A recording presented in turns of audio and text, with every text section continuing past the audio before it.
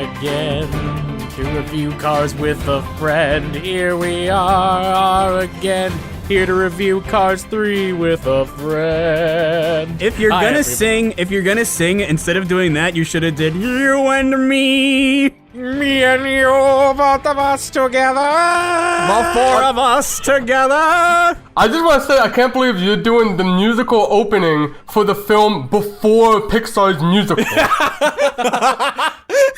That's because I can't wait and I want to get this film over with. Okay. Well, in that case... I'm gonna be honest, fellas. If you keep roping me into these things, we ain't gonna be friends no more. Oh. It's alright. The next thing you're reviewing is something you'll like, I think. Yeah, Cars 4. No. Hopefully that never happens. Well, if we have a Toy Story 4, then, I mean, we'll talk about that. I mean, we already did talk about that, but we'll talk about that officially. Late to the party. Anyway, yes, welcome to Pixarspective episode 18. Wait. This is the last time we get to say this. Pixarspective. Welcome to Pixarspective episode 18, or episode 3 of the Pixarspective. Trilogy, where we talk about the hope to God finale of the Cars trilogy. Oh. God, okay, I'm gonna be honest. This was rough. I'm just gonna say this right off the bat. But for Tom, I'm not as rough as Cars 2 for me, but I'm the wash. I'm Random Bystander here. I'm Count Rancid. Okay, there we go. I was waiting for that. What, you could put me on the spot? Of course. Yeah, of course. And yes, we have our wonderful car expert, Count Rancid. Cars correspondence. You watched these films twice. We have seen the Cars trilogy more times than we have through the course of this Pixarspective. You go above and beyond, good sir. Honestly, this is a lot. This is a lot. I One person. Clapping for you, because you're so brave. This is a worse use of specialization than a humanities degree. Oh, we missed you, buddy. I guess. I want to address something right up the front. In October 2014, unnamed chief creative officer said in the Tokyo International Film Festival that the film would feature a tribute to the castle of Cagliostro by including an old Citroën 2CV. Did anyone see one of those? No. No. Go ahead. So it was. Well, the thing is, Citroën is a French brand, of course. That's where the term lemon got started, because they are somewhat more unreliable on larger American roads. Oh. But they are also very popular for being the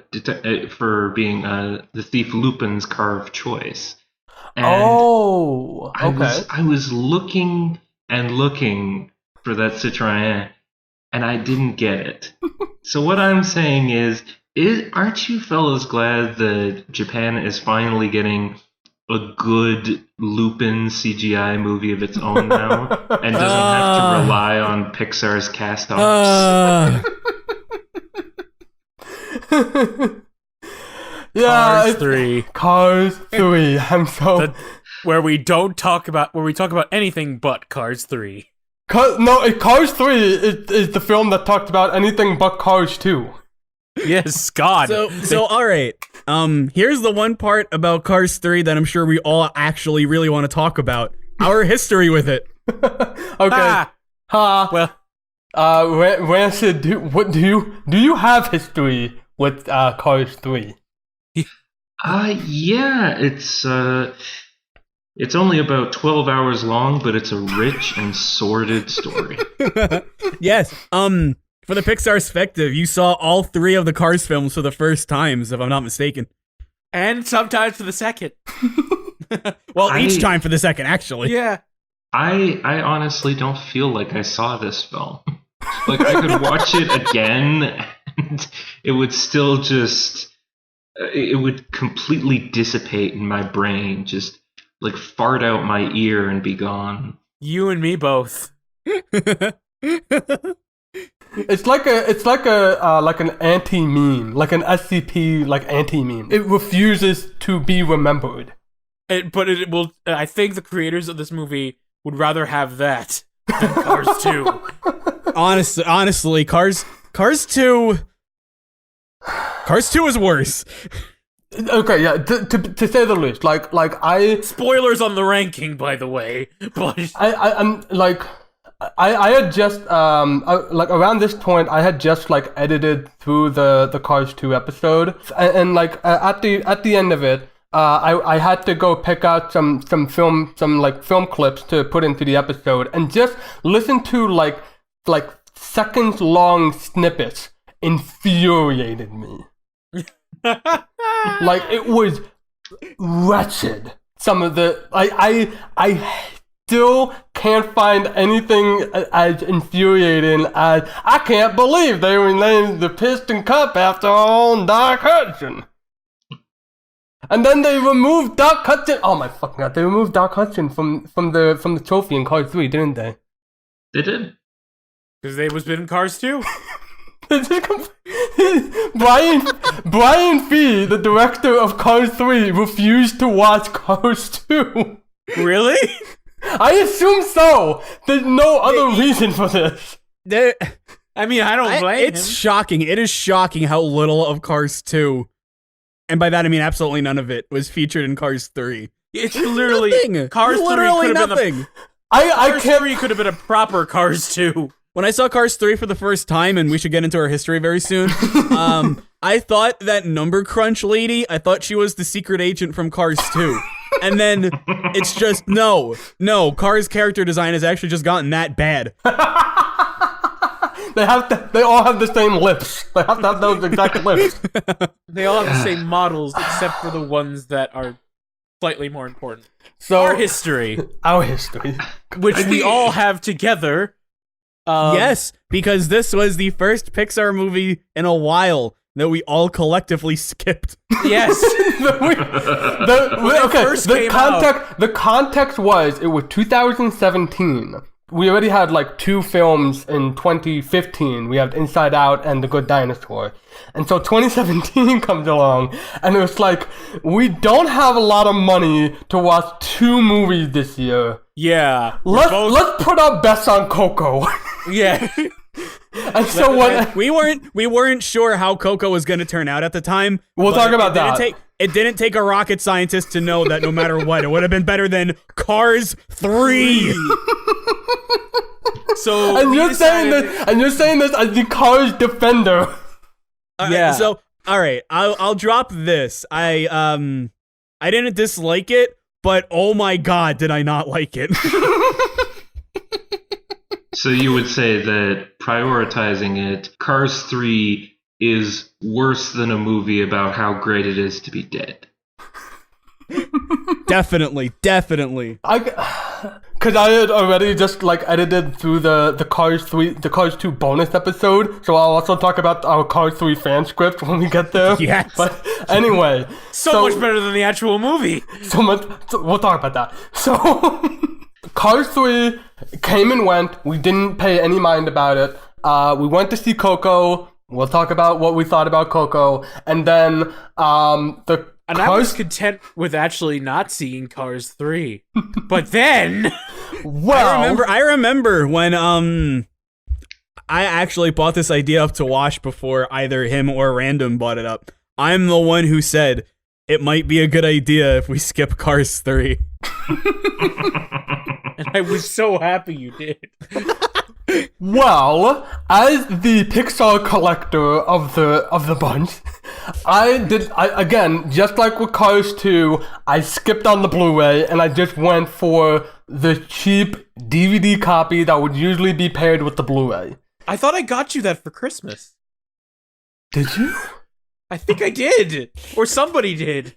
Oh, it wasn't me. I don't recall Hold this. on, let me check my Amazon. Check your Amazon. 2017. Here we go. Oh my god. A copy I of did. Car- I did give it to you.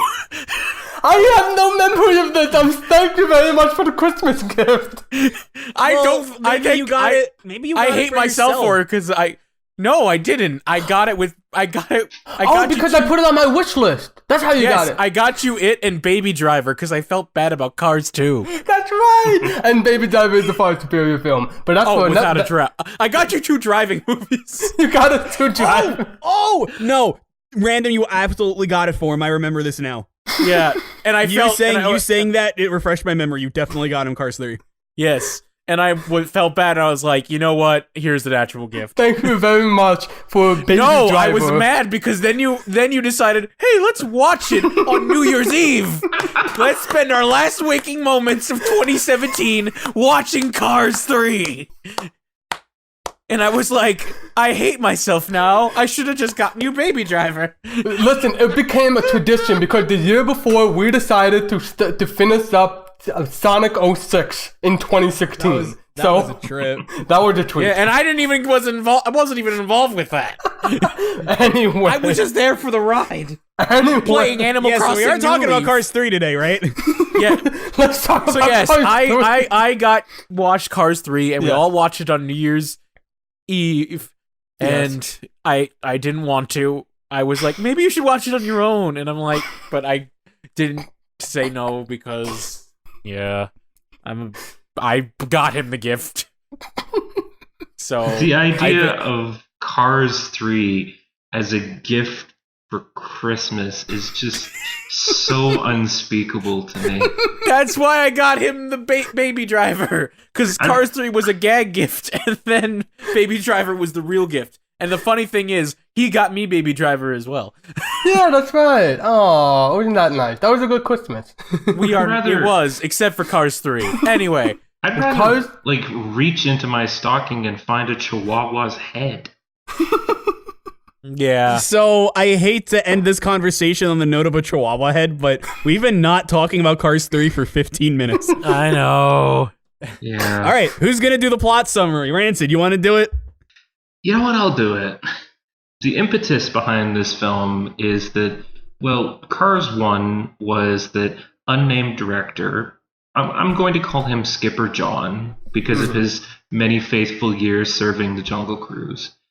Oh, yeah. Skipper John had a sort of rosy, idealized nostalgia for both Cars and the American Southwest, as perceived through car trips.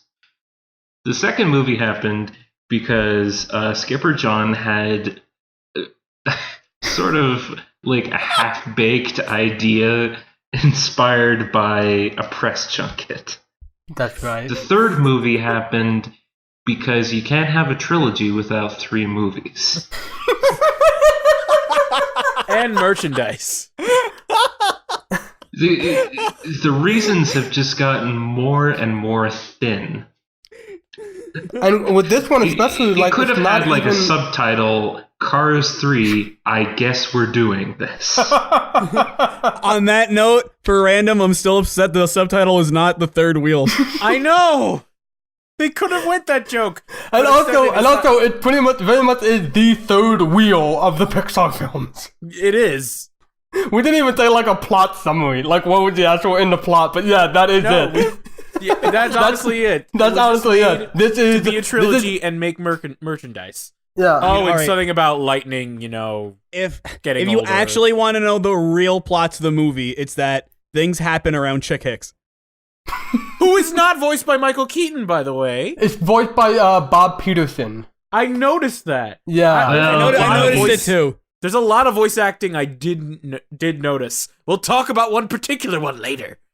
Oh. One I think shared I- with and shared, but I noticed it and I was like, ooh, but we'll get to that when we get to that. Basically, the plot of Cars 3 is that Lightning is getting old, and newer cars are replacing him. He gets injured, and he wants to still compete. So he decides to train harder to keep up with the new cars, including evil bad guy and jerk Jackson Storm. Villain number 1. But in order to do that, he has to train in a new facility run by evil villain number 2, the rich car manager. I forget his name. Sterling. Sterling. So Jim Sterling has to 5 points to anyone who gets that reference. Okay. Trying to imagine a car with a fedora. Sterling tries to get Lightning McQueen to be trained by Cruz Ramirez or whatever her name Ramirez. No, you nailed it. Cruz Ramirez. And basically she trains Lightning to be a better racer. Meanwhile, helping Cruz become a racer herself. Yeah. So I'm gonna make this joke before Rancid does. I'm beating you to the punch this time, punk. Right. At some point in the movie, one of the cars says, "You look like the Sistine Chapel on wheels." That means there is a Sistine Chapels in the Cars verse. How is it built? When was it built? Were the circumstances surrounding its building the same? And does it actually have wheels? And does it actually have wheels? I like to imagine that the Sistine Chapel in the Cars verse looks like a giant airbrush painting. Oh, that would be badass. Like it's just a wizard at the ceiling. Oh my Oh god. god, I didn't even think It just about has how two the tires painting would touching work. each other. How do cars paint things? Look, it's a reference to Onward, Up in the Sky. Like it's the creation of man, but Adam and God are replaced by an eagle and a big Confederate flag. What is happening? We still haven't talked about cars. We're refusing to talk about cars at this Because point. it's boring. Okay. Boring and unforgettable. That's why we don't talk about it. I'll take Wash's position here. Let's all name one positive thing about the movie. Rancid, you start. I'm picking on you today. I'm going to say that the RAS RenderMan engine looks absolutely superb. They really stepped up the environmental modeling in this film. Absolutely. Especially the mud physics, and I also noticed the it's for one gag, but like there was like a moment with the like fire extinguisher foam on somebody's face, and it's animated and simulated really well. So it's like it's got the confetti stuck in it too. And that, that's right. Yeah, they driving montage to the racing center. Oh, beautiful. Like gorgeous stuff. Yeah, I'm so mad you got the easy one. So fine. Here's what I say. Cause wow, there were just so little for me to grab at with this film. One of the few moments that I can't really say it was so much like funny as it just kind of it would chime in, but more for personal reasons. Was later on they're having the demolition derby, which was like most of it was just like noise. But the one like star of that sequence was Miss Fritter, and she reminded me a lot of the local wrestlers that we see in the area, like and especially like how when you see Miss Fritter like talking on the TV being interviewed for the news, or later on when they're in the bar and they're watching the race and they're like, oh that's the I forget what McQueen's fake name was, but they were like, they mentioned Sleepy Hollow, whatever the place was called, and Thunder Hollow. Thank you. It didn't do much for me in terms of like there's like a couple jokes that I liked, but I was more charmed by the idea of this character. And I don't know. It was a small breath of fresh air, and also it had nothing to do with the plot, and I'm fine with that. You know, it's the first time we saw a school bus in the Cars universe, and it's a really. Does that mean there are tiny children cars that get into the bus stop when they go to school every day? There's apparently a lower Belleville County Unified School District, so there has to be something had to happen here. Speaking of cars climbing into other cars, remember that archival footage where Doc Hudson crashes out, and then a bunch of ambulances race to the scene. Like, what's happening there? You know what? Okay, even though we're supposed medics? even though we're supposed to be talking about like positives, I do want to like jumping off this point real quick because as I was doing my research, I found a interview from I wish I wrote it down. It was either a creative director or a technical director, one of those, and he brought up he says it's not canon, but it's his personal theory was that, okay, quoting, if you think about this, we have autonomous car technology coming in right now. It's getting to a point where you can sit back in the car and it drives yourself. Imagine in the near future where the cars keep getting smarter and smarter, and after one day they just go, why do we need humans anymore? They're just slowing us down. It's just extra weight. Let's get rid of them. But the car takes on the personality of the last person who drove it. Whoa. There you go. That's a quote. You know, there was a 90s reboot of beloved DC F-lister heroes, the Metal Men, that worked the same way. So we really don't want to talk about Cars 3. Okay. I mean, I have a positive if yeah, Rain really go say doesn't you're have positive. Go say you're positive because I'm still thinking. All right. So I don't know if it's because I was really trying to be hopeful for the movie or if I was just remembering the teaser trailer. But if there is one thing about the beginning of the movie was dumb, and so was the rest of it. But it did what, you know, movies like Cars 2 couldn't do. It at least demonstrated, all right, here's Lightning's conflict. And that was okay. I'm not going to say it was a positive. But the positive for me, even as much of a tonal change as it was, and if you think it's funny because of that, I get it.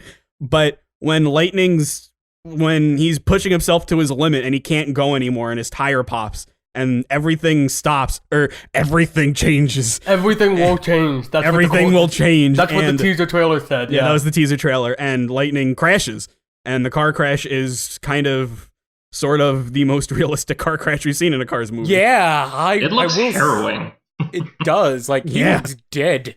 You can see why they saved this one for the sizzle reel. Like, we gotta entice people. Let's show this hero just dying as realistically as possible. I mean, we already killed Cars in the last movie, but let's not think about that.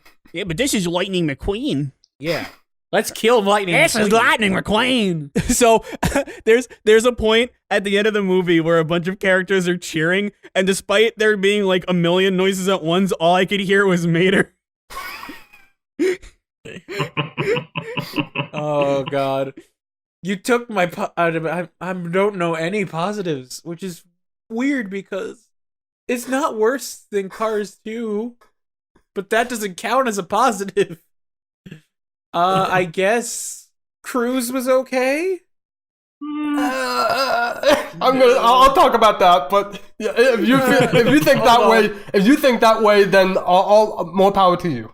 Wait, no, I can think of something probably more legitimate, because even then, okay is not good.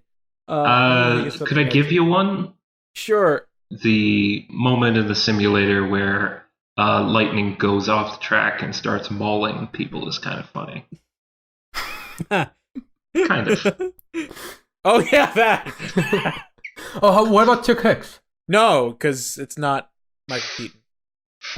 Yeah, that's fair. Yeah, he had that Birdman Oscar, didn't he? He's yeah. Or at least a nomination, I think. Like he's too good for Cars now. Honestly, he was. He was still too good for Cars during Cars. I'm surprised they even added Chick Hicks again. Because I guess seeing Bob Peterson try and be Michael Keaton was just kind of painful. Yeah, I'll say that. Like I was looking forward to Chick Hicks in Cars 3, but like hearing it again and knowing it's not Michael Keaton, it's just like there were a couple lines that they were like, oh yeah, that's there's our old Chick Hicks, but most of the time I was just like, He's You're much more not Mr. Krabs. So okay, I'll admit to being the one in the group that still really liked him, although I think more than anything it's just because his sole purpose of existing at this point is to just trash Lightning McQueen. To gloat. He appears in a series of interludes. To severely disrespect Lightning. That is his only reason to exist. And there's something about that in this movie that's so boring. Yeah. That just really stuck out to me, and I was laughing. Because he already was a jerk in the first one. Whoopee. And without Michael Keaton's great comedic timing that made it interesting, it just was boring. I mean, Bob Peterson's decent at what he does, but he can't really be that good of an asshole. Yeah, that's a good point. Like you really can't get anything like think back to like the first movie. Like you really can't. There was an assholishness, and there was also a small bit of vulnerability to exactly. Like who here knew about the thunder thing? Oh, not me. Like there was something there. Exactly. Easy on the confetti. Yeah, where's the Kachuga. He's It just wasn't the same. I can't believe I'm saying this, but it just wasn't like old Cars. From this moment, everything will change. Including Chick Hicks. The implication that like maybe this is something Chick does that is not only not scripted, but that his bosses have warned him about. Like when he starts bashing, like goes off script and starts bashing Lightning, and everybody in the studio just like I did like that. We talked about this. That was we talked about this, Chick. Just because you won a Piston Cup and have your own show doesn't mean you could just trash Lightning every 5 minutes. I forget I couldn't write down the full line, but I wrote down one part. He called himself the former and forever champion. which is really charming. I'll admit. It's a great line, but I just wish it was Michael. Yeah, it's unfortunate. I mean, I'm glad he has a present at all, which is more than I can say for Cars 2. Yeah, if Chick Hicks was in Cars 2, he wouldn't be here. He would die. He would explode. He would have been made an offer, billionaire to billionaire. Oh, we're gonna talk about that. God, I can't even. He got a Texas-size offer. So okay, all right. No, okay, we gotta give the context because that's the ending. We gotta give the context for this now. Fine. In the ending. This is part of our history with the film because we watched honestly, the this together. is part of our history with the film. Because it's the only thing I remember about it. When Wash, Random, and I were watching the movie for the first time, at the end, somebody goes up to whatever his name is. Tex. Tex went up to Sterling. Approaches. Sterling is the evil, jerky billionaire, by the way, who has an evil, jerky Pixar voice. Which is a trope, apparently, because it was used in Monsters University, but we'll get to that. Yeah. So he goes up to him and he says, well, let's talk billionaire to billionaire, and they move away, and that's the last time you see Sterling in the movie. And I remember when we watched it for the first time, I was just like, oh my god, he's dead. And then from there, Random and Wash just made all the jokes, and it's been our little in-joke ever since. And then later on, they're like, whatever happened to Sterling? And then you see Tex go, but I gave him a Texas-size offer. And never seen again. We all shouted. That one wasn't just me. We all shouted, oh my god, he's actually dead. No, I think I might have started. It was the biggest laugh of the whole movie. I feel like I might have. I don't know if I said it or one of us said it, but like when I was rewatching a film, when I got to that, I was like, I made him a Texas-size offer. I shot him in the face. I can't. It's so hard to explain this inside joke, but it's just you had to be there. But I'm sorry, Rancid. Yeah. But if honestly though, Rancid, would you even be surprised if that was true after Cars 2? The only thing that relates to Cars 3 and Cars 2 is that a car died. I'll confess, I thought exactly the same thing. Yes, we're on the same wavelength. Thank you. I'm so glad we're not alone in this. Because good lord, just like we watching it, it was like I was just laughing my ass off, and I was like, nobody's gonna get this. Nope. The thing is, it's sad when the funniest thing about this film is something that we made up.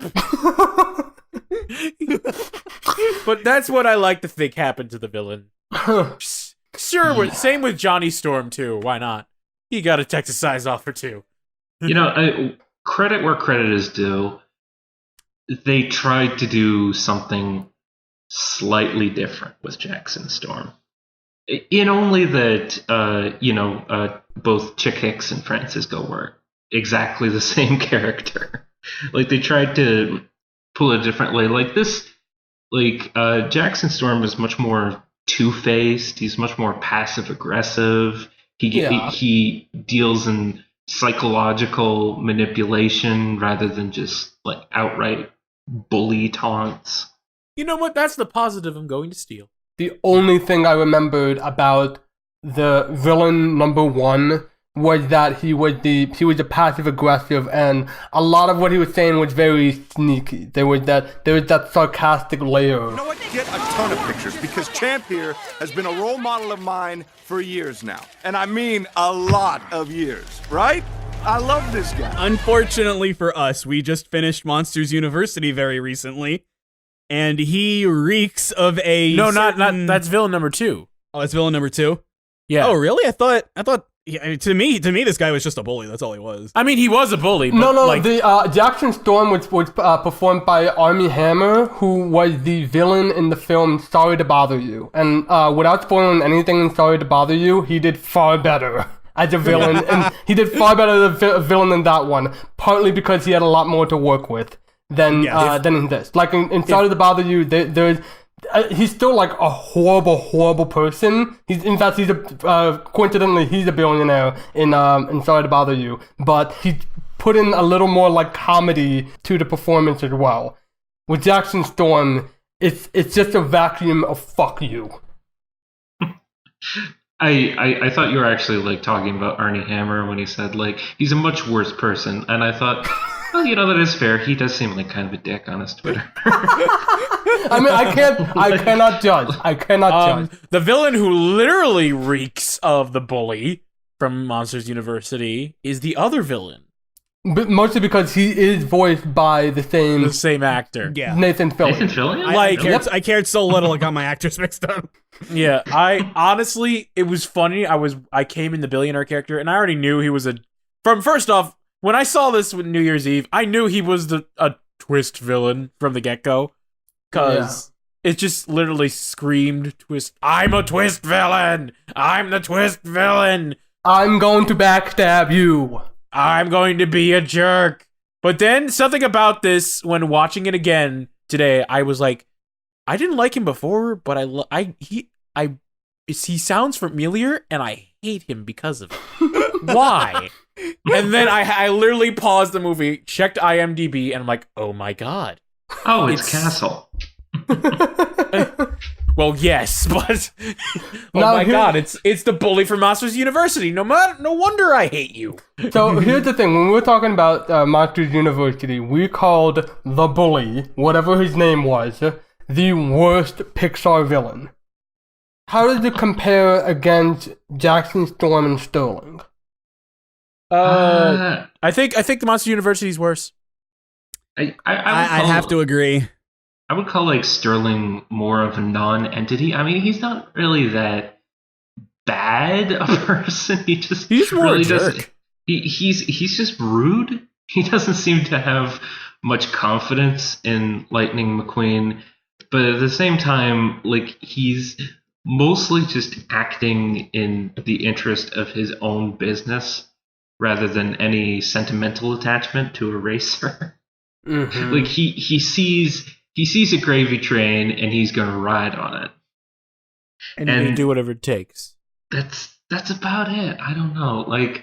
I mean, first off, yes, it's a Pixar movie, and we're introduced to this a mysteriously generous benefactor that has the slightest hint of ulterior motive. So of course you trust him right off the bat. It's not like this is the only twist that's ever been in a Pixar movie ever. Yes.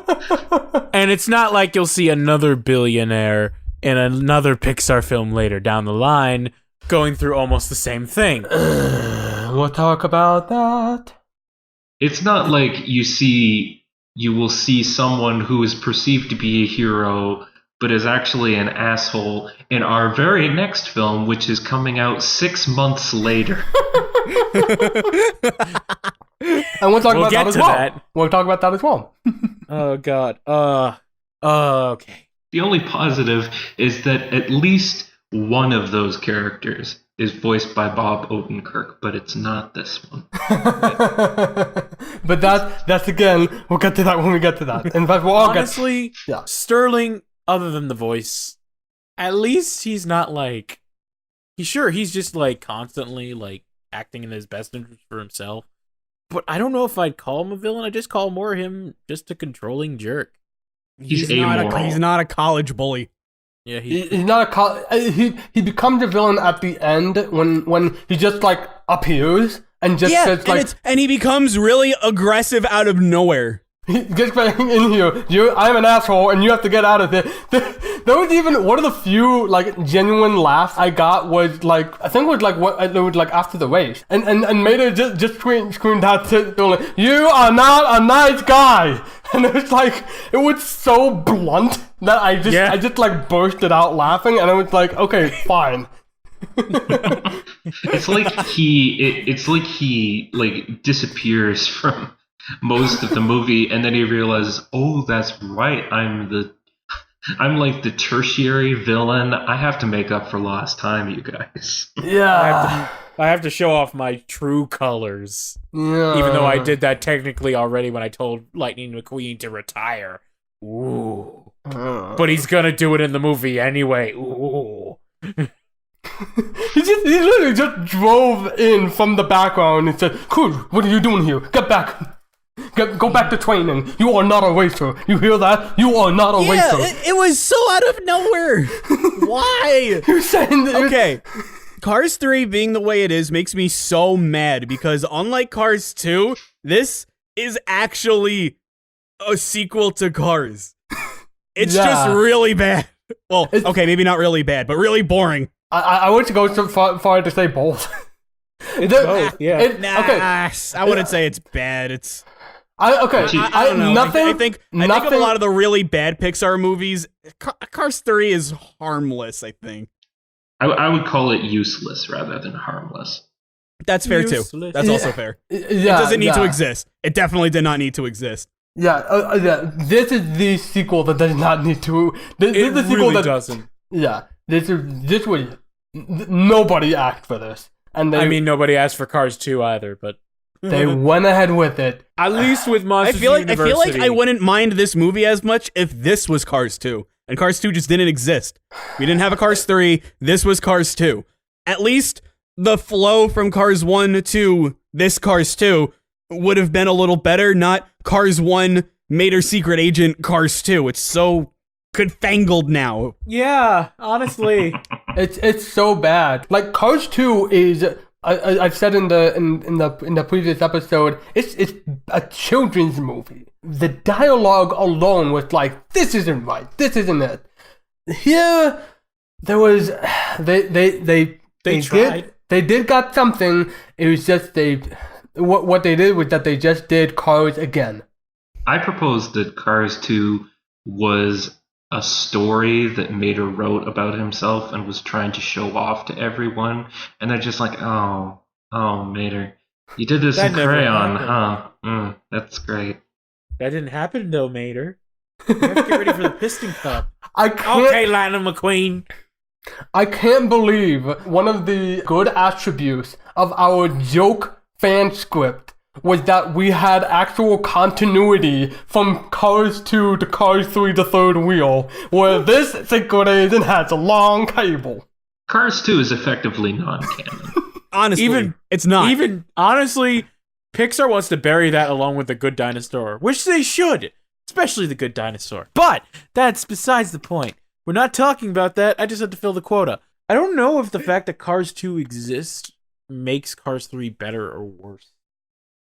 Because on one hand, yes, it's better than Cars 2. But same time, the fact that it omits Cars 2, it's somewhat of a problem. You got to acknowledge the flaws. You did it.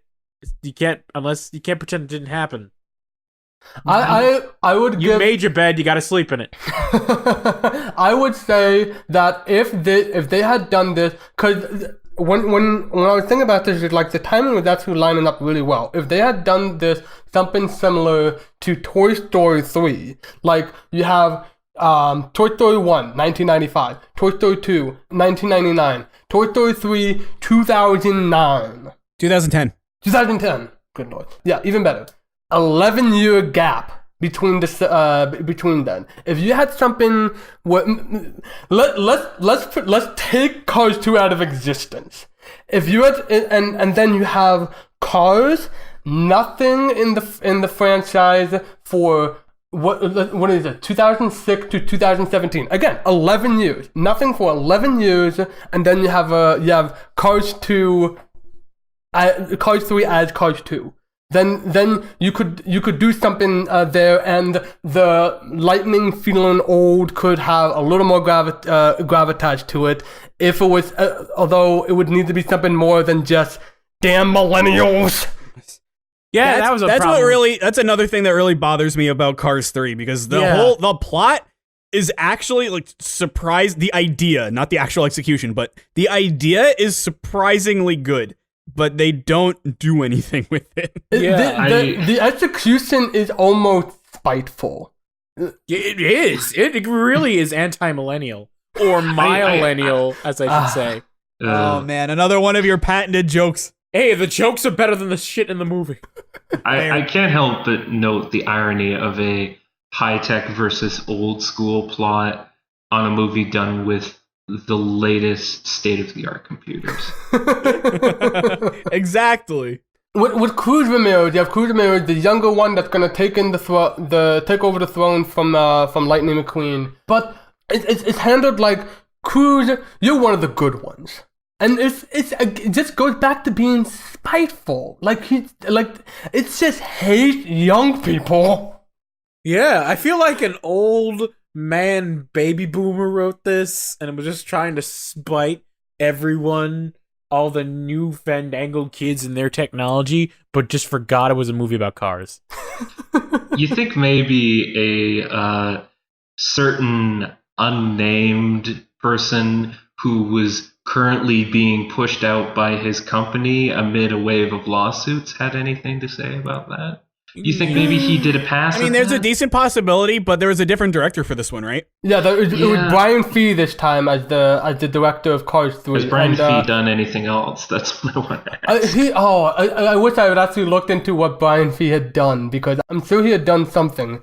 I did look into some of his interviews, and I did find one where it was pretty explicit. He was pretty explicit. Like, Jackson was born with a silver spoon in his mouth. Everything comes easy to him, and everything about him says he's faster. So much so that we've designed him so that even when he's standing next to McQueen looks old. He thinks the world is his. He's taken it over. He's owned it. This isn't a quote, but right after that, the article goes on to say, from an ideological standpoint, Jackson embodies the extreme entitlement that has come to plague millennial descriptions.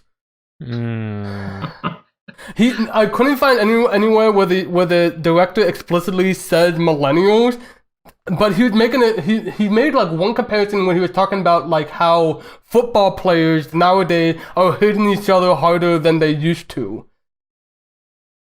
Okay.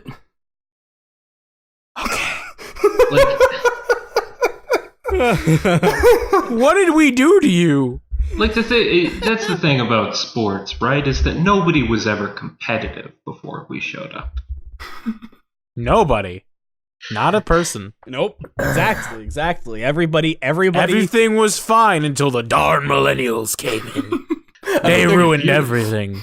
If you were a footballer, you didn't make some sort of protest against police violence or cry that your brain was injured. You just played 20 years and then got a handgun and shot your family like a real man. Ooh, that got dark.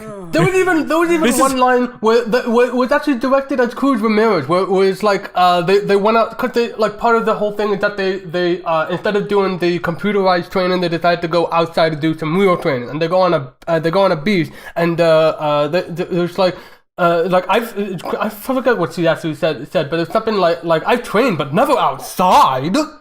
I'm like, ugh. Oh, it's God, it's so bad. Like, it's not funny. It's not funny. I'm gonna say that up front. No, I didn't find none of Cruz Ramirez's dialogue is particularly funny, which is a shame because that's kind of a waste of Cristela Alonso. Yeah. But I will say there's one point where she does the workout with Lightning McQueen, and I heard air horns, and I was like, okay. No. Yeah. No, Oh my God, the freaking air horns. No, That's the one part of millennial culture they got right.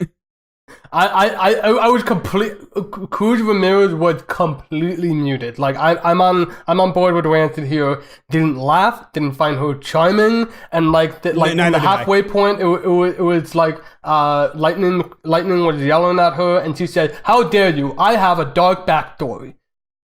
That was so bad. That was so bad that they made Lightning out to be the villain in that situation. I was so annoyed. I mean, I guess props for. I mean, the beach scene doesn't make sense at the time, but it later makes a little more sense when she reveals that she has self-confidence issues and she doesn't doubt herself.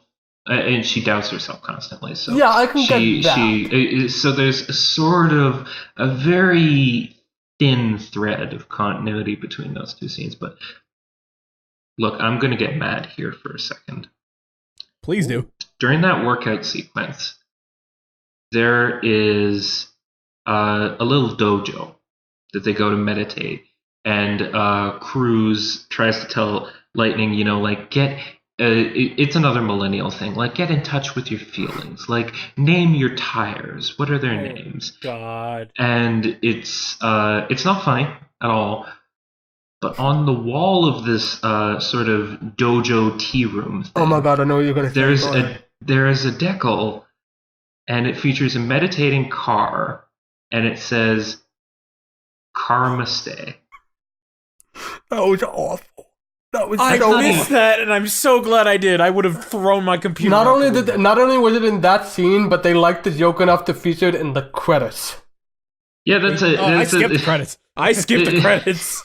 I watched all the way the through. The credits are not that bad because you get to see like all the little logos and advertisements that the art team worked on, and it's actually a little charming in spots. Like you see like the menus that the diner had, and like some stuff seen at the Demolition Derby, and then I get the Karma-ste, and it's like, no, I got to turn this off.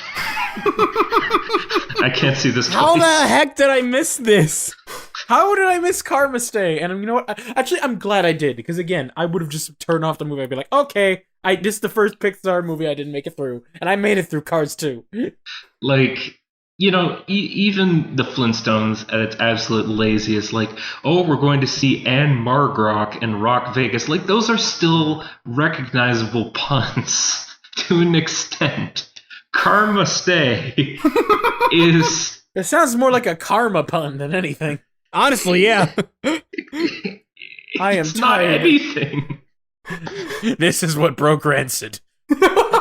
Not Cars or Cars 2. Not even really Cars 3. Just Karma-ste. That was the day Rancid was done with Cars. There's layers to Karma-ste. I'll give Rancid credit. I do have a question for all of you. We haven't really talked about Lightning McQueen that much.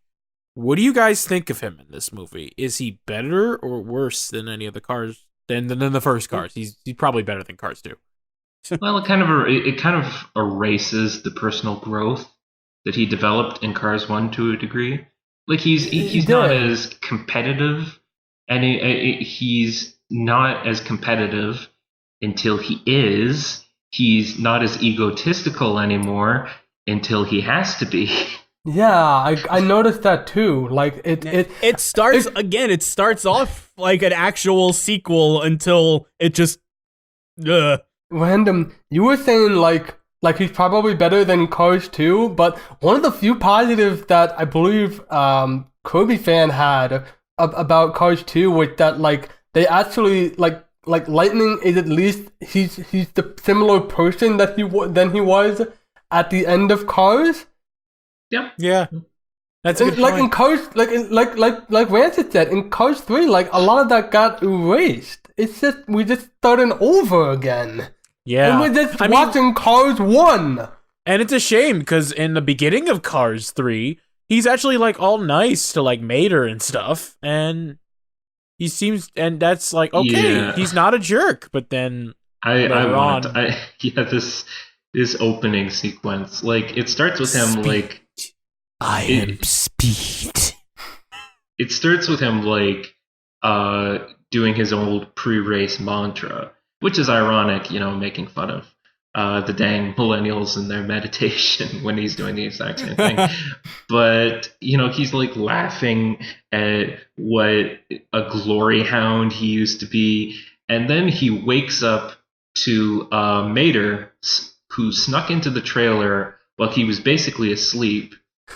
And at this point, Mater's lack of personal boundaries isn't either a flaw or a character trait. It's just a reality of himself. I'm never gonna change. Might as well get used to this. This is gonna be me. If they couldn't change me, give me a movie to change me. There's no way this movie's gonna change me. Get ready for decreasing comic dividends. I'm not gonna be in the movie much anyway. Don't worry. I'm just literally in here for like a good 5 seconds. So I have a phone call with my friend, but otherwise that's it. Yeah, they have me wear goofy hats.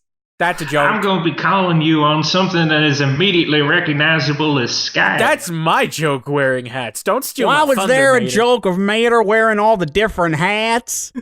Because they didn't know what else to do with me. The girl was kind of sick with me after the movie I was in, so they just nobody in Radiator Springs had any point in this movie. Including Except the two people who inexplicably joined along with the ride with Lightning training, Luigi and Guido. Once they went to see Doc's former trainer, they kind of just took a back seat. I think like in one point they're literally hiding inside of a closet. Like they're just in the background, and they just pop in hey, we're in here, and then we're gone. That's the confrontation scene where it's like, oh, I guess the plot's still going on. We can't come out yet. But so Lightning, after Mater, fucks off, he starts meditating again, and he enters what I can only describe as a Black Panther-like dreamscape of the Radiator Springs desert, where he encounters the badly spliced audio of Doc Hudson. Oh, God. I saw that, and I was like, that's literally archival footage. Yeah, and my best wishes to the sound team and all. They tried. God help them, they tried. They God help them, yeah. That was. It's hard to put a dead man's voice into a movie. Can you believe that one of the ideas that they had, oh my God, when I found this out, one of the ideas that they had for Cars 3 was that there was going to be, Lightning McQueen was going to have a flashback, and you would see Lightning and Doc Hudson, Lightning and Doc Hudson training together, and then like he's training, and then at one point he sees Doc Hudson dead. What? On screen, there's a flashback where he witnesses his trainer dies in front of him. Like, I was thinking it was something like he was gonna drive ahead, and then he's like, "Hey, where's Doc? Where's Doc?" And then he turns around and it's a dead body. They were so close. They were close to doing that, and they were saying it's a sad scene, but it's also horribly fucked up. I don't think the Newman estate is going to let us use that as recordings if we do that. Maybe for a movie that's not about cars. Well, I guess when they have the slogan in the trailer, from this moment everything will change. They decided to say, because in the interview they were saying we've had fans that were asking us whatever happened to Doc Hudson, and we wanted to answer this question. So it's so let's not answer this question. I remember Cars 2 didn't happen, so we have to answer this question in this movie. or we could have done like Rancid said in the Cars 2 episode, like Doc Hudson blows the fuck up. Oh, that would have been great. What if Hey, Lightning, I forgot to tell you, before I was in the Piston Cup, I was a secret agent. What if that's just the way that cars die? Like they don't rust out or anything. Spontaneous It's my time to go. Goodbye, Lightning. Get down! You know something? I'm real proud of you, kid. This is all we have left in this episode about Cars 3. It's just laughing at the We're not idea even of talking a about guy. the movie. We're kind of you know what scene? Like All that's right, the thing fine. is that I have to give the sound design team credit for like doing the best they can, but you can tell none of these individual lines that Paul Newman is saying have any relation to each other. Nope. Like they're just sort of stitched together. You can see where his cadence and tone rise and fall randomly. And he keeps making this weird chuckle that's not connected to anything at all. I noticed that, yeah, and it's like the chuckle and everything. Not only that is it like bad in terms of like the sound editing, but like it like later on in the film, like Lightning meets up with the with Doc's original trainer and his racing friends.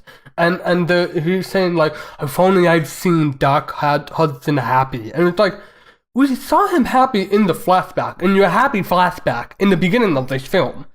Yeah.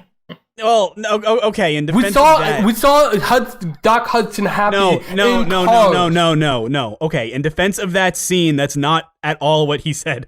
What he said was, I wish I could have seen Doc that happy. That is what he said, which led into the scene where Doc's old trainer told him, you might think he was happiest when he was a racer, but I had never heard him be that happy until he was teaching you. That's what happened. I still say that scene is kind of like bordering on preposterous.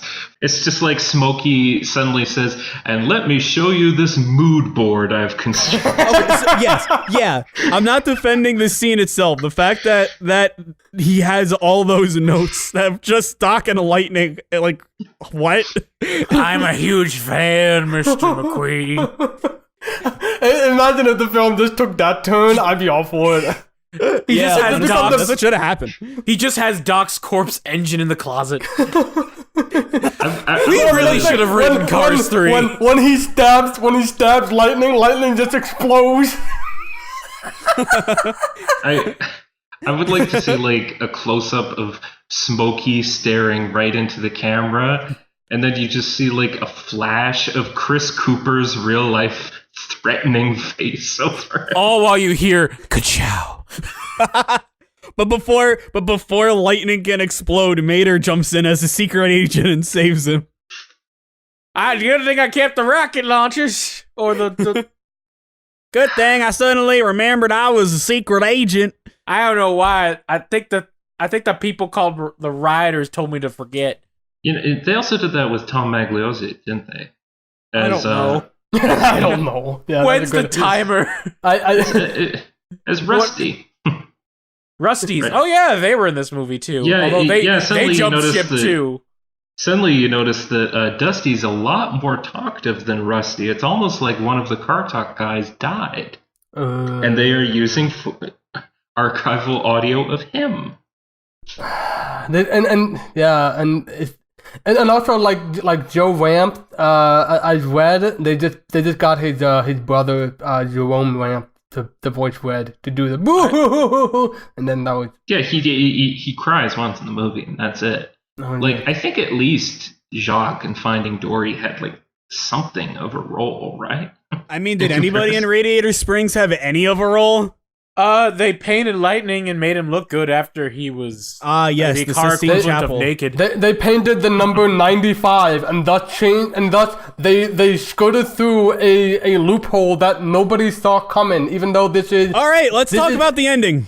This is the dumbest loophole. This is such a dumb loophole. I hate this loophole. And I looked into when I was looking into it, it turned out they actually had multiple ideas for this ending, and they decided to go with this one, which I guess was the best of their options, because their options were either Cruz wins entered the race from the beginning, in which case, okay, but then Lightning's arc is finished. Lightning wins the race and then mentors Cruz at the very end, in which case, okay, but that doesn't give us much for Cruz. And then Lightning and Cruz race against each other. Well, okay, but then who are we actually rooting for?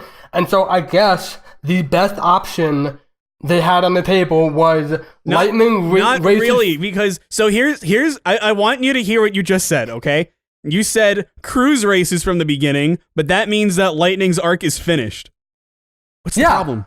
What's the problem? No, the problem is that Lightning's arc is finished and then they have a race. You can't have a thing where the protagonist has an arc that finishes and then they still have 15 minutes left in the movie. Where they have a race that's supposed to be building up tension. There's no character. The whole point of what the movie was building up to was that Lightning is going to pass on to the torch to this character that he has been passing the torch to for the entire movie. Yes, that would have made more sense. And I don't like Cruz. None of us like Cruz, but at least the movie set her up as an important enough character to where she had her own arc also.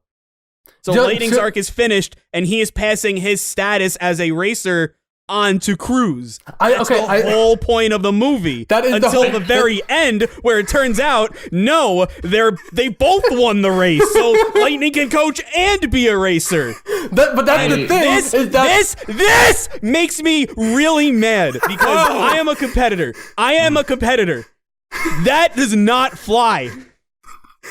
That's the thing. I am not defending in the slightest this actual ending, because the actual solution to this problem was don't make Cars 3. Yes. But I can almost understand from a story writing standpoint that Lightning's original goal from the beginning was I have to defeat Jackson Storm, and so they just had to shoe in something to get Lightning's revenge against Jackson Storm, because otherwise but the whole point when Bully, you just said his name, I forgot it already. When Jackson Storm? Yes, thank you. When Jackson Storm is stalking to Cruz or whatever, and he's telling her she doesn't belong here or whatever, instead of Lightning getting flustered or saying you gotta beat him, he knows. He says you got inside his head. That's his way of beating. What's his name? Jackson Storm? Jackson Storm, thank you. Lightning's way of beating Jackson Storm wasn't by beating him in a race. It was by doing the one thing that he can do by being an older car. God, I can't believe I just said that. And that's outsmarting him. Oh my God, I'm saying this. It doesn't work, but Cars 3 doesn't work. Yeah, I think we can both agree that the actual solution for this was let's shove Cars 3 into a bunker and we'll move on to Coco. We already have a Pixar film this year. We don't need another one, and we don't need the single most forgettable, well, debatably forgettable Pixar film. I have to ask, the entire plot could have just involved Lightning's arc being taking in Cruz and mentoring her as a pit crew boss from the very beginning. I believe that was one of the original ideas. In fact, the original idea was that Cruz was gonna be she was originally a male character in the first draft, and that character would have had the same personality as Lightning in the first film. Okay. And then, and they as we're going through that, it was like, wait a minute, we're just rewriting Cars. So let's rewrite Cars in a different way.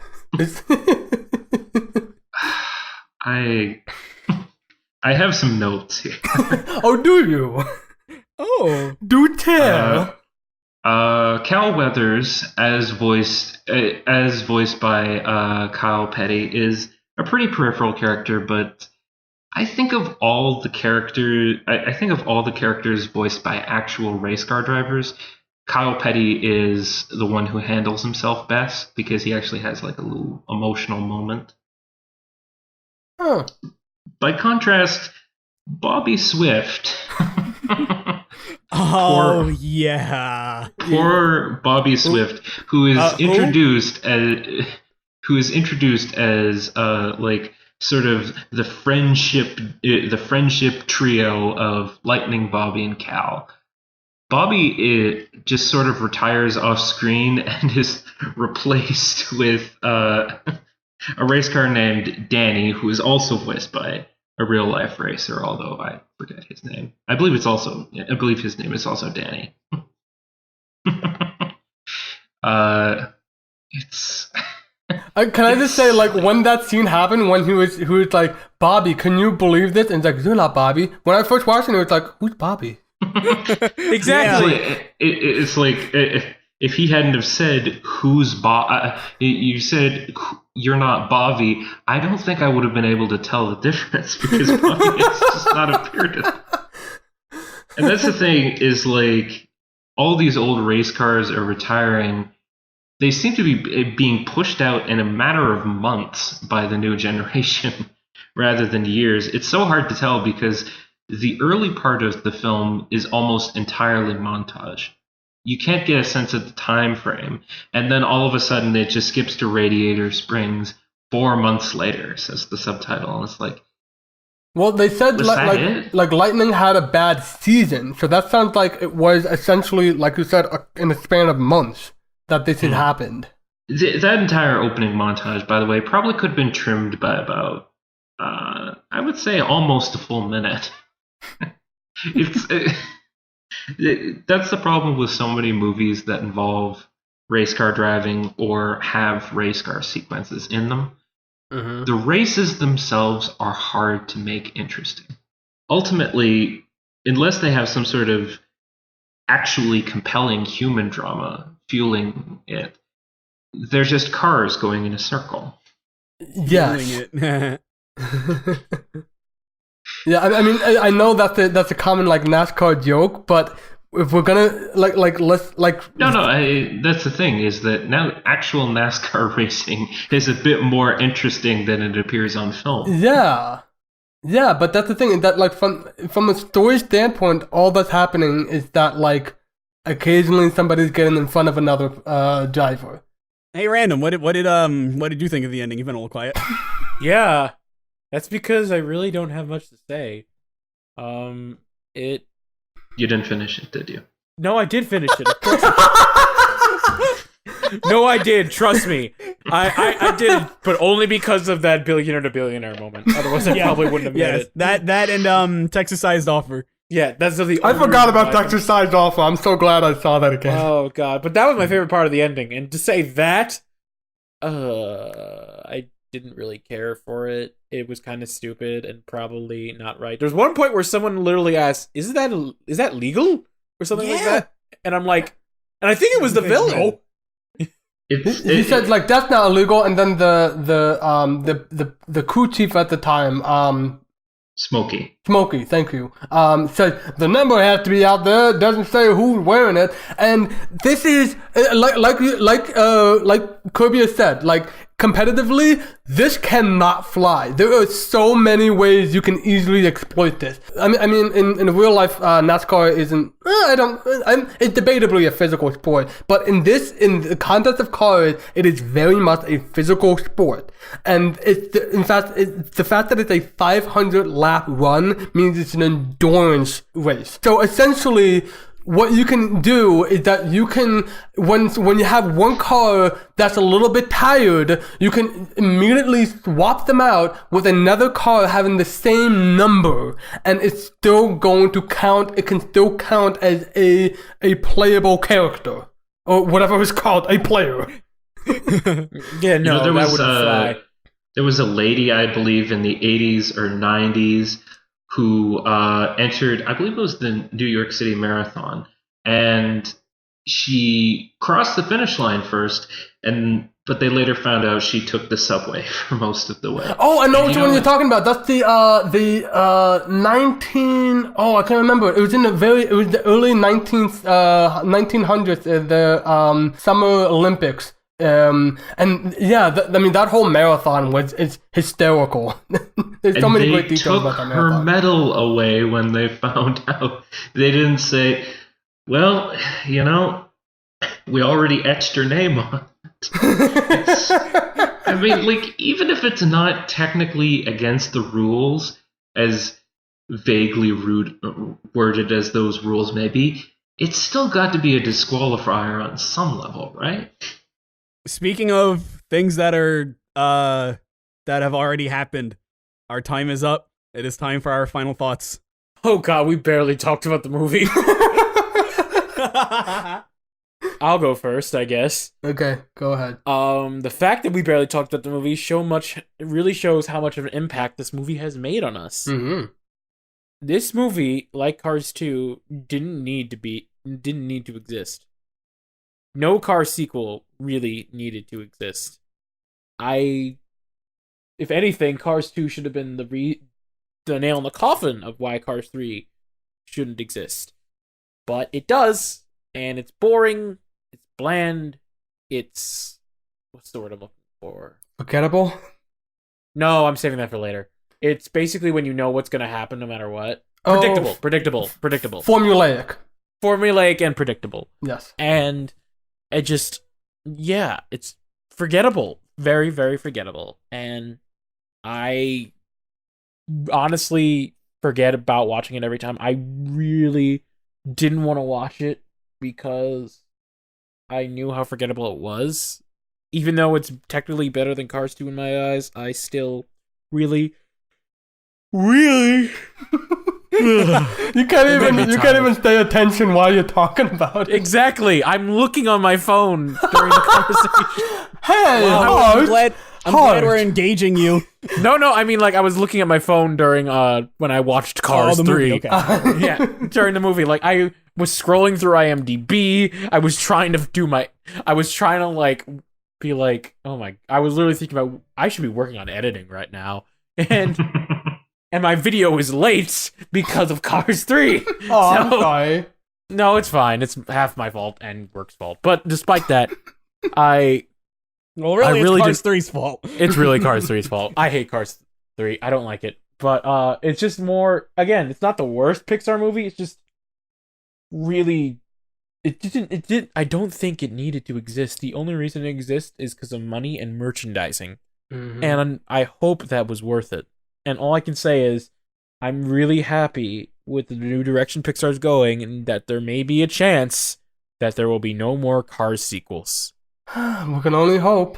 Especially with unnamed director gone. Yes, especially with that. Okay, I guess I'll go next. There was a certain point where it was actually during the ending where like Sterling like just appears and says like Cruz, you're not a racer, you're a trainer, go back in your corner. And like during the rest of that ending, I was not only did I just like give up, but I was like I was doing a thing where I was like slapping, like drumming on my knee. It's like, we get it, we get it, we get it. And it's like like you said, formulaic. I don't think anything in Cars 3 aside from the dumbass, ain't nothing in the rulebook that a dog can't play basketball, bullshit. That should have been the sequel to Air Bud, where they actually did change the rules, and so, gotta play football now. It's like all the other sports aren't like paying attention and like quickly writing down the rulebook. No dogs. Again, I'm doing a wrap up and I'm refusing to talk about Cars 3. Yeah. At least we talked about Cars 2. That's it. Yeah. That's it. Okay. Cars 2 gave us stuff to talk about. It gave us so much to talk about. Like we were even doing like a short running gag where we were trying to like look for other things to talk about, but we did actually talk about Cars 2, even though we completely forgot one of the dumb villains in Cars 2. Cars 3 was like water off a duck's back. It came and it went.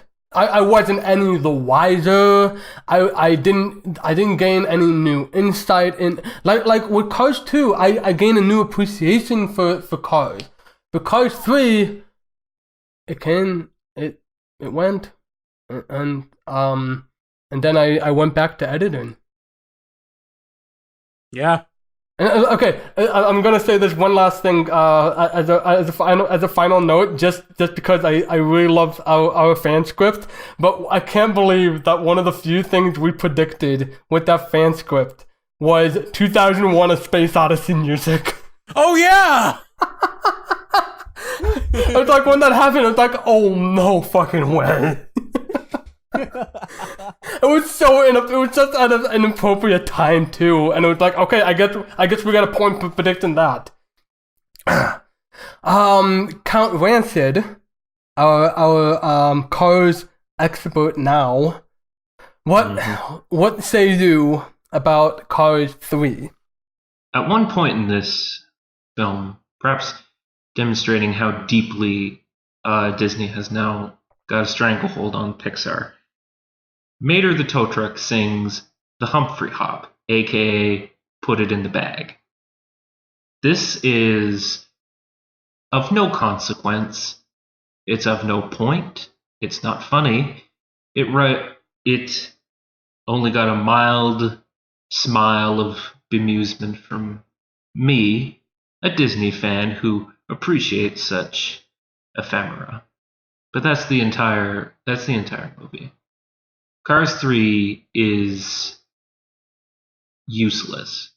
It's like the sort of movie that it was made to fulfill a quota and nothing else. I don't know the purpose behind it.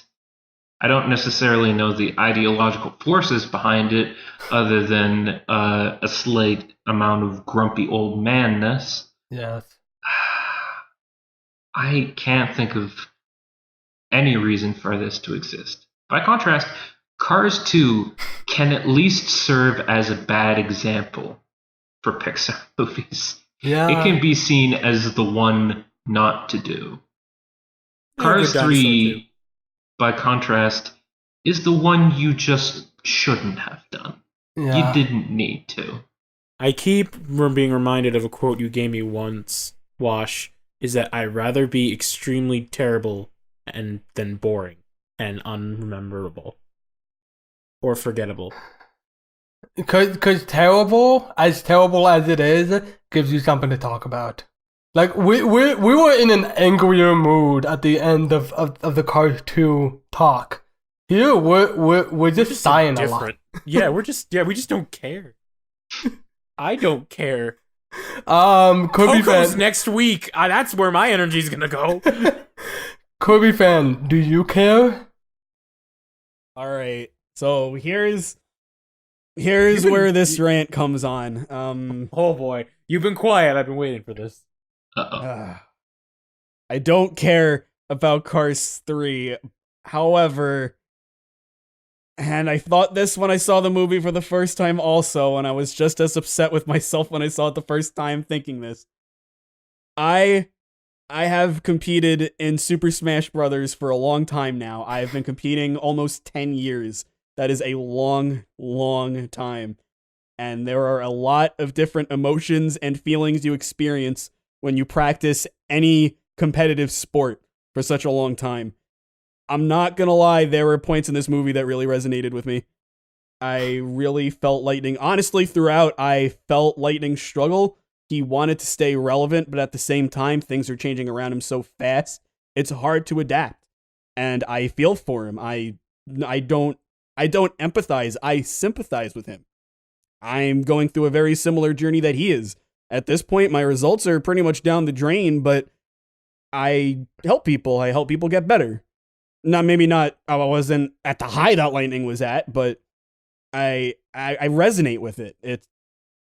There are some things that I don't resonate with. In particular, God, that ending that really like hurt. But I don't like the movie. But I can't tell myself that I think it's god awful or that it's useless, because as a competitor, or even an ex-competitor at this point, I get it. The movie's dumb. The movie's dumb. You know what? I can absolutely understand what you're saying. My only thing is that I would agree with that more if it was a different kind of movie. If it had taken a different route with the plot, like we had discussed, like we were actually like shouting at each other about with the dumbass rule thing. If this movie actually went fully through with its idea, this would be one of Pixar's best, at least for me. It's not flawed in the abstract. It's not like Cars 2 where this was awful from page one. Like there's something here they didn't care for any of it. Yeah, there was something there that just really missed the mark. The movie's dumb. Also, as a Smash player, would you consider Jackson Storm to be OP or shit tier? He is a Bayonetta player. I would consider Chick Hicks the god of Smash, who retired before anyone could beat him. I'm gonna throw something out here. Chick Hicks, Mr. Game & Watch. That's something nobody sees coming. Every time that 9 goes up, you hear Kachiga, Kachiga. Once again, we're not talking about Cars 3. No, I'm more than happy to talk about Smash Bros. than Cars 3. I don't even play competitively. I tried. It didn't work.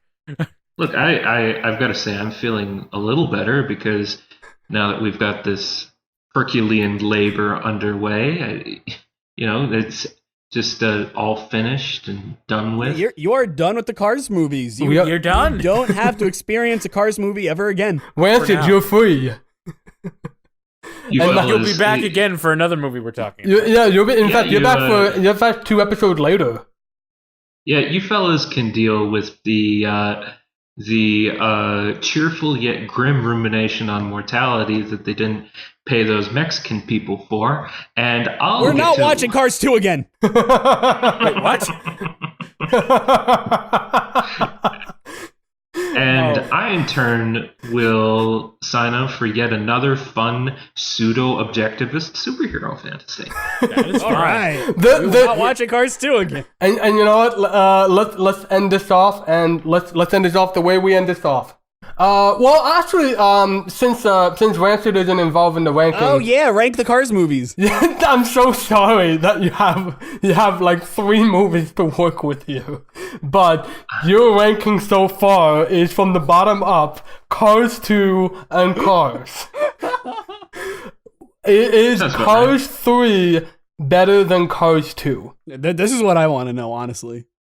Oh God, no. Okay. Cars 2 is, in the same way an ugly lamp is, it's a conversation piece. You can say, like, who made that? Where in God's name did you buy it? Stuff like that. Why is it still in your house? Yeah. Who are you? How did you get in here? Can you please take that lamp and out with you? But I would say that Cars 3 is filmically better than Cars 2. As just a superior movie making craft. Mm-hmm. It suffers for not being as interestingly bad as Cars 2. So I'm guessing the rank would go 1, 3, 2 in very close succession. Okay. Because I'm not a fan of Cars, but boy have I begun to appreciate its higher points. It truly is when you hit rock bottom that you realize maybe the first movie wasn't that bad. It's when you hit rock bottom that you realize maybe the surface wasn't all that bad. That's Also, the only good thing about the Cars trilogy is that you realize the first Cars movie is so much better. Okay, now it's the three of us. So I have a previous rankings here, and from the bottom up, we have because there's 17 films. Cars 2, then A Bug's Life, then The Good Dinosaur, then Ratatouille, then Brave, then Monsters U, then Toy Story 3, then Finding Dory, then Toy Story 2, then Cars, then Toy Story 1, then Monsters Incorporated, then WALL-E, then Up, then Finding Nemo, then The Incredibles, and then Inside Out. And I also have to make an addendum that Toy Story 3 and Monsters University are tied for 11th. Inexplicably tied for 11th. They're not even in top 10 anymore. Our bottoms, shockingly, are all different. I am the only one that still has Cars 2. Kirby, you still have A Bug's Life. And Random, you have The Good Dinosaur. I do. So I will start. Good God, yes. Cars 3 is better than Cars 2. Even though Cars 3 was almost like a blank slate in terms of, like, anything. Cars 2... Like I said in the previous, like, even though it gave us more to talk about, it was stressful. It was so stressful to watch. Cars 3, like I said, the whole time I was just drumming on my knee. I get it. I get it. Cars 2 is still the bottom, without a doubt. Yes. Kirby, you have A Bug's Life. Is Cars 3 better than A Bug's Life?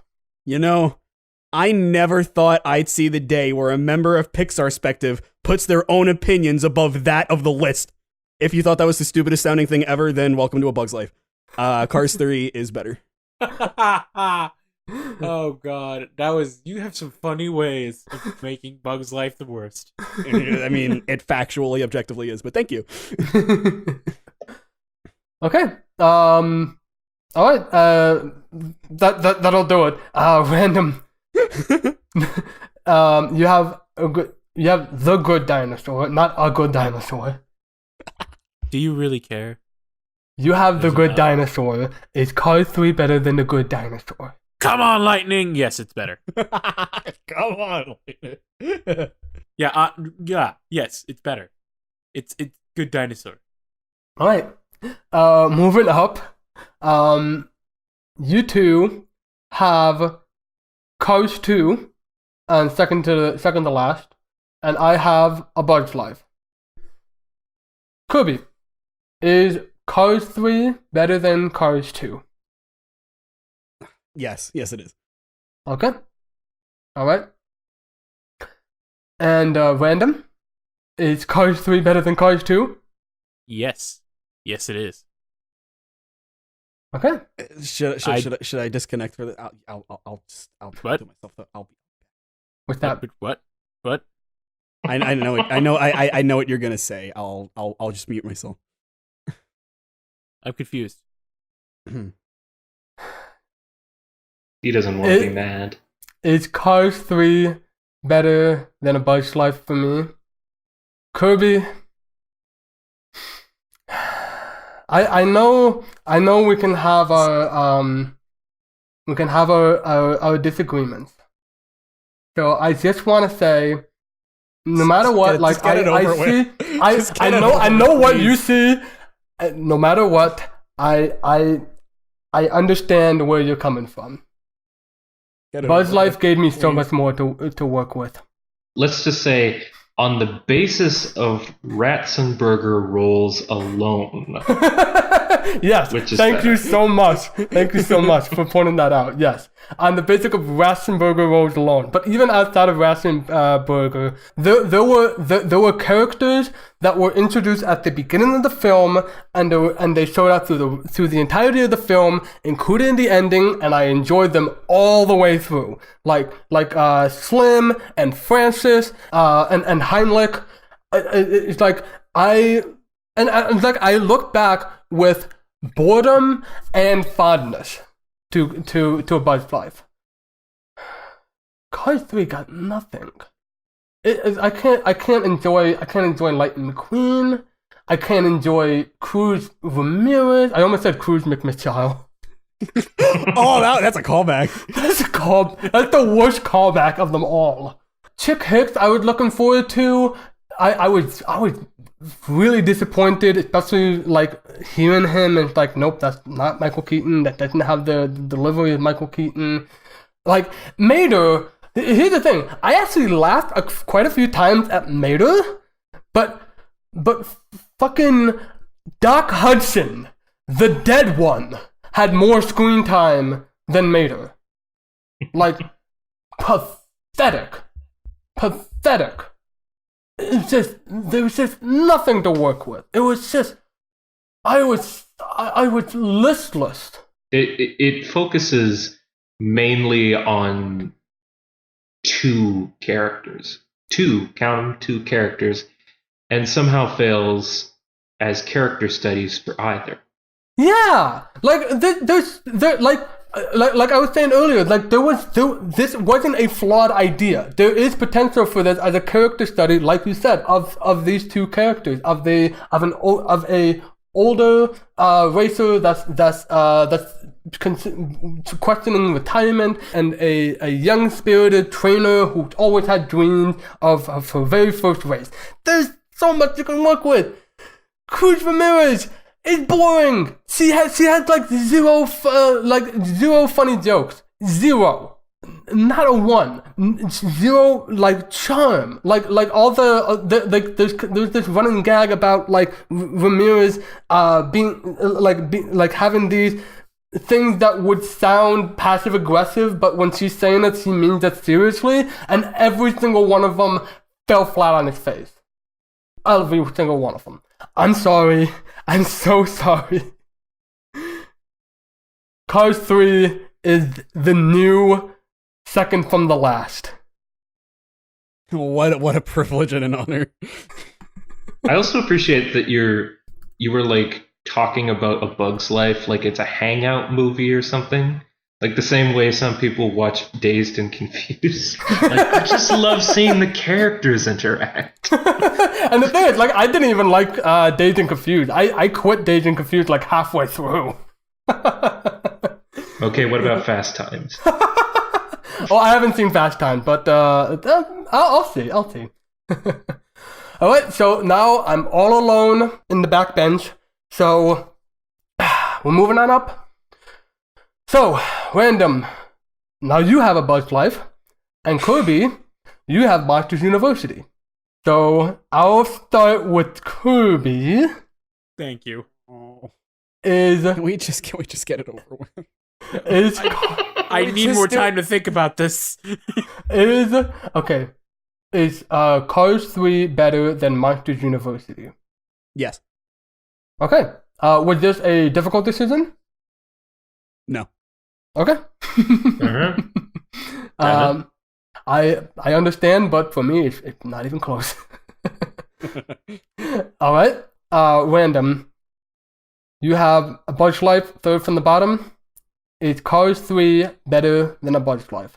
You see, Bug's Life has a lot of flaws.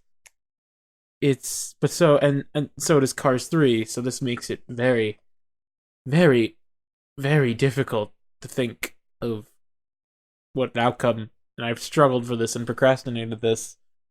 And yes, Lightning and Cruz are very boring, and they don't work out well. The villains are meh. This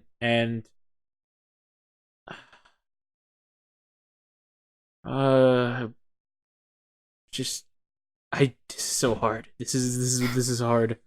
This is harder than Cars 2 versus Good Dinosaur. Do you actually need more time? I'm afraid to say this because I'm just trying to because yes, John build up tension. Yeah. There's the good things. What thing I like about John Ratzenberger is that yes, he is very good as PT Flea and very interesting. Oh, and Hopper's good too. But at the same time, those are the only two things I really like about A Bug's Life. And also with Cars 3, it's very boring and unforgettable, and I found myself looking through my phone. But I found myself more engaged with it than A Bug's Life. Kirby fan, you're gonna be happy. I think it's better than A Bug's Life. Oh wow, now Wash is muted. Wow. But not by much. Okay.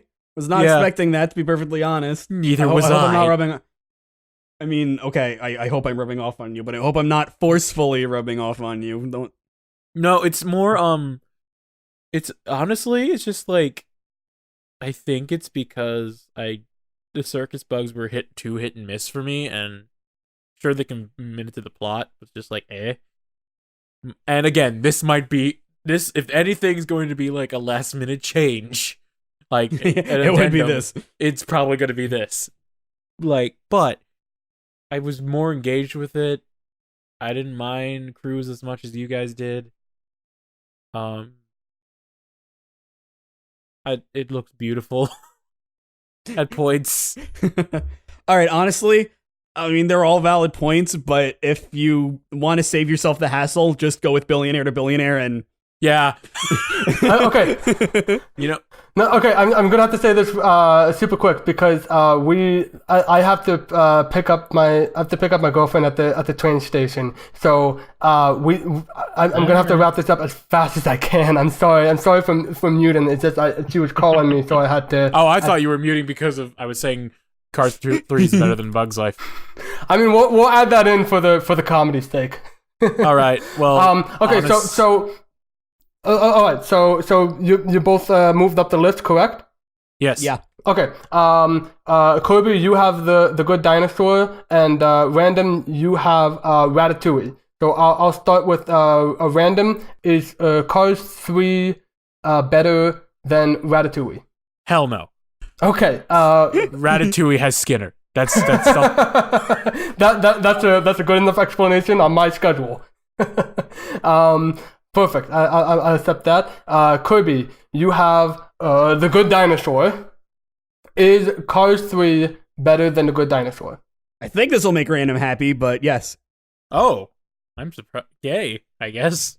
So if I had to describe in just a quick couple sentences, Cars 3, I resonated with. Good Dinosaur had the hallucination, so it was a tough call, but ultimately I went with Cars 3. Okay. All right, very good. And so moving up, and I think I already know the answer to this.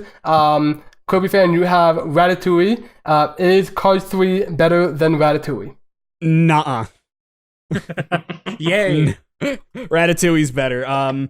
Accuse me of plagiarism all you want. I'm just gonna steal from Random. It has Skinner.